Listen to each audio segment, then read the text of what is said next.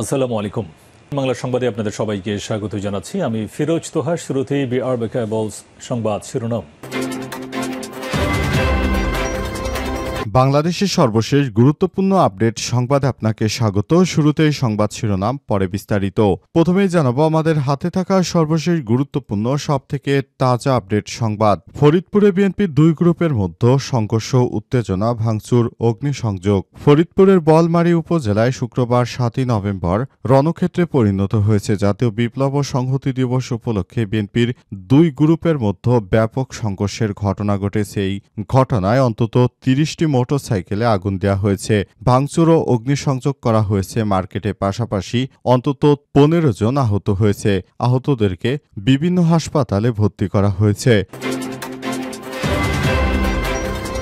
এরপর জানাবো গণভোটার নির্বাচন ফেব্রুয়ারিতে একই দিনে হতে হবে বললেন মির্জা ফখরুল। গণভোটার নির্বাচন ফেব্রুয়ারির একই দিনে হতে হবে এমন দাবি জানিয়েছে বিএনপির মহাসচিব মির্জা ফখরুল ইসলাম আলমগীর। তিনি বলেন, ফেব্রুয়ারির প্রথমার্ধে যেদিন দেশে নির্বাচন হবে সেদিনই আমরা গণভোটের বিষয়ে সরকারকে আহ্বান জানিয়েছি। এদিকে জুলাই সনদে নোট অব ডিসেন্ট দেওয়ার কোনো সুযোগ নেই বললেন নাহিদ ইসলাম। জুলাই সনদের আদেশ প্রধান উপদেষ্টাকেই দিতে হবে। এই সনদ নিয়ে কোনো কারসাজি চলবে না বলে মন্তব্য করেছেন নাহিদ ইসলাম। তিনি বলেন, সনদ নিয়ে যারা বিভ্রান্তি ছড়াচ্ছে তারা কখনো বাংলাদেশের ভালো চায় না। এটি হচ্ছে বিএনপির একটি সবথেকে বড় ষড়যন্ত্র। জানাবো গুলিবিদ্ধ বিএনপি প্রার্থী এরশাদুল্লাহকে এয়ার অ্যাম্বুলেন্সে নেওয়া হলো ঢাকায়। চট্টগ্রাম মহানগর বিএনপির আহ্বায়ক ও চট্টগ্রাম ৮ আসনের বিএনপির মনোনীত প্রার্থী গুলিবিদ্ধ এরশাদুল্লাহকে উন্নত চিকিৎসার জন্য ঢাকায় নেওয়া হয়েছে। আজ এয়ার অ্যাম্বুলেন্সে চট্টগ্রাম এভারকেয়ার হাসপাতাল থেকে ঢাকায় স্কয়ার হাসপাতালে নেওয়া হয়েছে। বিকাল ৩টা ২০ মিনিটে স্কয়ার হাসপাতালে ভর্তি করা হয় তাকে। এবং সর্বশেষ জানাবো আগামী ফেব্রুয়ারিতেই নির্বাচন অনুষ্ঠিত হবে বললেন বিএনপি নেতা দুলু। সরকার যে সময় নির্ধারণ করেছে সেই সময়ে আগামী নির্বাচন অনুষ্ঠিত হবে, তার এদিক সেদিক যার কোনো সুযোগ নেই। প্রিয় দর্শক, এতক্ষণ শুনছিলেন সংবাদ শিরোনাম, এবারে বিস্তারিত। তবে তার আগে বন্ধুরা অনুরোধ থাকবে এই সংবাদটিতে একটি লাইক দিন।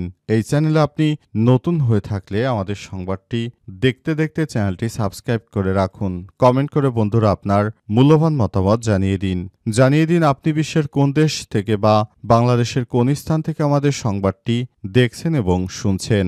আর বন্ধুরা, সংবাদটি আপনার সোশ্যাল মিডিয়া ফেসবুকে শেয়ার করে বন্ধুদেরও দেখার সুযোগ করে দিন। এবারে বিস্তারিত। ফরিদপুরে বিএনপির দুই গ্রুপের মধ্যে উত্তেজনা, ভাঙচুর, অগ্নিসংযোগ। ফরিদপুরের বলমারী উপজেলায় শুক্রবার ৭ই নভেম্বর বিকেলে রণক্ষেত্রে পরিণত হয়েছে।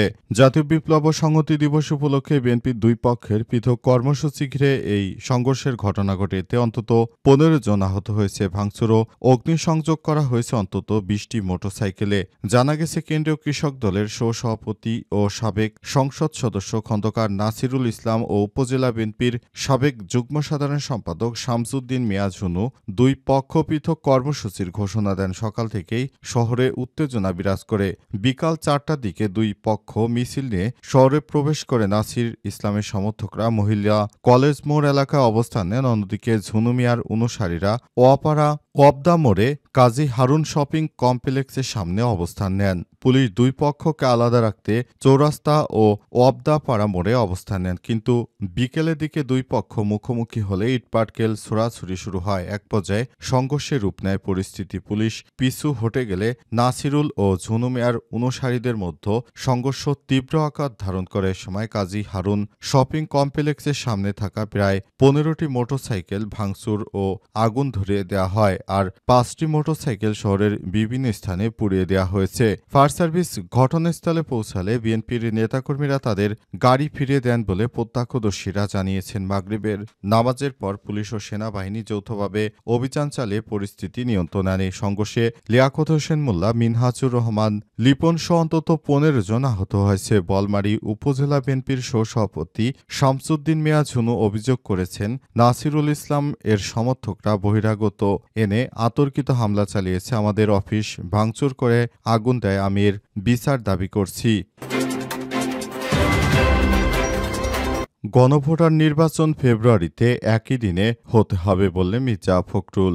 গণভোটার নির্বাচন ফেব্রুয়ারিতে একই দিনে হতে হবে এমন দাবি জানিয়েছে বিএনপির মহাসচিব মির্জা ফখরুল ইসলাম আলমগীর। শুক্রবার ৭ই নভেম্বর নয়াপল্টনে জাতীয় বিপ্লব ও সংহতি দিবসে বিএনপির র্যালিপূর্ব সমাবেশে দাবি জানান তিনি। মির্জা ফখরুল ইসলাম আলমগীর বলেছেন, গণভোট এবং নির্বাচন একই দিনে হলে একসঙ্গে মানুষ বিষয়টিতে হ্যাঁ ভোট না ভোট দিতে পারবে, পাশাপাশি এটি সবার জন্য উপকারী হবে।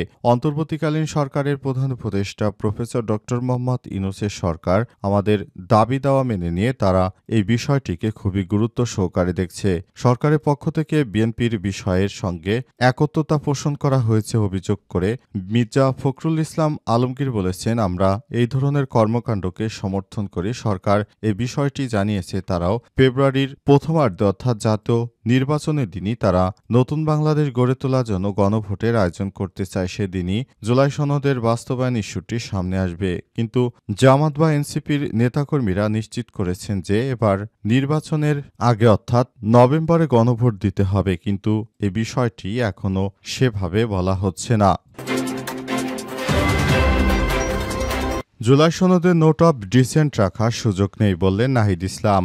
জুলাই সনদের আদেশ প্রধান উপদেষ্টাকেই নিতে হবে। সনদে কোনো নোট অব ডিসেন্ট রাখার সুযোগ নেই। আশা করব দ্রুত সময়ের মধ্যে জুলাই সনদ বাস্তবায়ন করে আমরা নির্বাচনের দিকে যাব। শুক্রবার ৭ই নভেম্বর দুপুরে রাজধানীর বাংলা একাডেমিতে ইউনিভার্সিটি টিচার্স ফোরাম ইউটিএফ এর আত্মপ্রকাশ অনুষ্ঠানে জাতীয় নাগরিক পার্টি এনসিপির আহ্বায়ক নাহিদ ইসলাম এসব কথা বলেছেন। তিনি আরও বলেন, রাষ্ট্রের আমূল পরিবর্তনের জন্য শিক্ষা ব্যবস্থা ঢেলে সাজানো জরুরি। বিশেষ করে বেকারত্ব দূর করে শিক্ষা খাতে সুযোগ সৃষ্টি করতে হবে। শিক্ষাক্ষেত্রে যদি সুযোগ সৃষ্টি করা না হয় তাহলে দেশের মানুষ তাদের প্রকৃত সুবিধা পাবে না। তাই সরকার যেন এসব বিষয় নিয়ে খুব দ্রুততার সঙ্গে এসব সিদ্ধান্ত নেয়, যাতে করে নতুন করে সবকিছু ঠিক করা যায়। অন্তর্বর্তীকালীন সরকারের প্রধান উপদেষ্টা প্রফেসর ডক্টর মোহাম্মদ ইউনূসের সরকারের প্রতি আমাদের যে প্রত্যাশা ছিল সরকার সেটি পূরণ করতে ব্যর্থ হয়েছেন। তাই সরকার গঠন করে আমরা সেভাবে কাজ করতে চাই যে প্রত্যাশা নিয়ে মানুষ সেদিন জুলাই গণ অভ্যুত্থানে মাঠে নেমে এসেছিল, সেই দিনটিকে আমরা পালন করতে চাই। অন্তর্বর্তীকালীন সরকারের প্রধান উপদেষ্টা প্রফেসর ডক্টর মোহাম্মদ ইউনূসের সরকার আমাদেরকে যেন সেই বিষয়টি দেখভাল করার সুযোগ দেয় এবং মনে করি এবারের নির্বাচন হবে ইতিহাসে সবথেকে সেরা নির্বাচন। নির্বাচনের মাধ্যমে জুলাই সনদের মাধ্যমে এবারের নির্বাচনটি হতে হবে, সে অনুযায়ী আমরা কাজ করছি। অন্তর্বর্তীকালীন সরকার সেভাবে আমাদের সর্বাত্মক সহযোগিতা করছে বলে জানান এই নেতা। তিনি আরও বলেছেন, আমরা জোট করব কিনা সে বিষয়ে এখনো সিদ্ধান্ত আসেনি। আশা করছি আলাপ আলোচনার মাধ্যমে আমরা প্রকৃত সব বিষয়গুলো আপনাদের সামনে উপস্থাপন করতে পারব। গুলিবিদ্ধ বিএনপি প্রার্থী এরশাদুল্লাহকে এয়ার অ্যাম্বুলেন্সে নেওয়া হলো ঢাকায়। চট্টগ্রাম মহানগর বিএনপির আহ্বায়ক ও চট্টগ্রাম ৮ আসনের বিএনপির মনোনীত প্রার্থী গুলিবিদ্ধ এরশাদুল্লাহকে উন্নত চিকিৎসার জন্য ঢাকায় নেওয়া হয়েছে। এয়ার অ্যাম্বুলেন্সে করে তাকে রাজধানী ঢাকায় নেওয়া হয়েছে। জানা গেছে তিনি সেদিন সমাবেশে গিয়ে গুলিতে আহত হয়ে পড়েন। এরপরই তাকে চিকিৎসা দেওয়া শুরু হয়, কিন্তু বেশ কয়েকদিন ধরে চিকিৎসা দেওয়ার পরও তার শারীরিক অবস্থার উন্নত হচ্ছে না। কারণে তাকে এয়ার অ্যাম্বুলেন্সে করে হাসপাতালে নেওয়া হয়েছে। অন্তর্বর্তীকালীন সরকারের প্রধান উপদেষ্টা প্রফেসর ডক্টর মোহাম্মদ ইউনূসের সরকার তিনি ইতিমধ্যেই বিএনপির এই নেতাকে সর্বাত্মক সহযোগিতা দেওয়ার প্রতিশ্রুতি দিয়েছেন। সে অনুযায়ী যারা এই গুলি করার ঘটনার সঙ্গে জড়িত তাদের ৬ জনকে ইতিমধ্যেই অভিযান চালিয়ে র্যাবের সদস্যরা আটক করেছে। এদেরকে আটক করে থানায় সোপর্দ করা হয়েছে। যারা এই গুলি চালিয়েছে তারা সাজ্জাদের লোক বলে জানা গেছে। তারা দেশের মধ্যে নানা জায়গায় বিশৃঙ্খল পরিস্থিতি তৈরি করার চেষ্টা করছে। অন্তর্বর্তীকালীন সরকারের প্রধান উপদেষ্টা প্রফেসর ডক্টর মোহাম্মদ ইউনূসের নির্দেশনা মোতাবেক তার উন্নত চিকিৎসা দেয়া হচ্ছে। তবে দেশের মধ্যে আর যেন এই ধরনের অসঙ্গতিক কোনো ঘটনা না ঘটে সেজন্য সরকার সবাইকে আরও সতর্ক থাকার আহ্বান জানিয়েছে।